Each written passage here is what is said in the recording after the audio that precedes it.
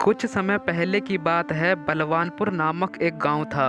उस गांव में रमेश नाम का व्यक्ति था जो अपनी पत्नी के साथ रहता था। रमेश बहुत गरीब था और वह किसान का काम किया करता था। सुबह का समय होता है। रमेश काम करने के लिए खेत में जाता है।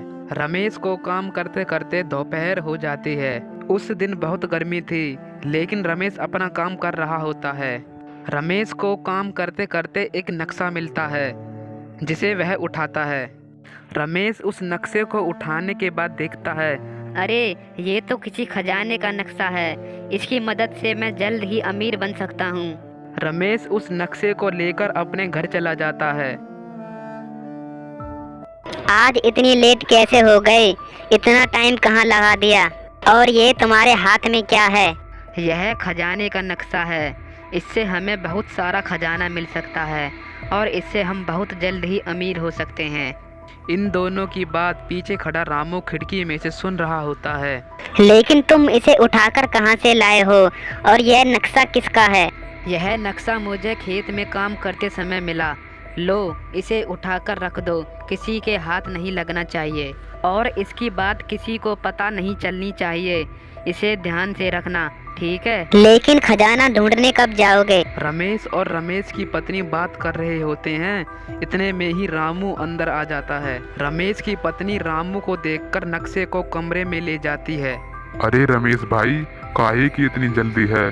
हम भी खजाने के हिस्सेदार हैं। काहे का खजाना? कौन सा खजाना? मैंने तुम्हारी सारी खजाने की बात सुन ली है। मुझे भी साझी करो, नहीं तो मैं पूरे गांव वालों को बता दूंगा। चलो ठीक है, तुम भी खजाने के हिस्सेदार हो। कल सुबह खजाना ढूंढने चलेंगे। रमेश और रामू बात कर रहे होते हैं। इतने में ही श्याम अंदर आ जाता है।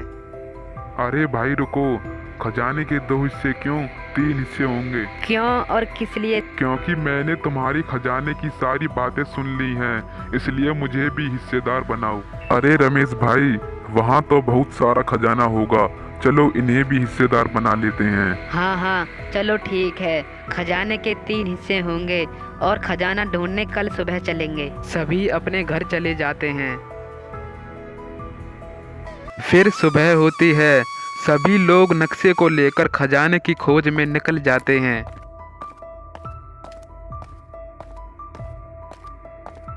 थोड़ी देर खोज करने के बाद वह खजाने की जगह पर आ जाते हैं।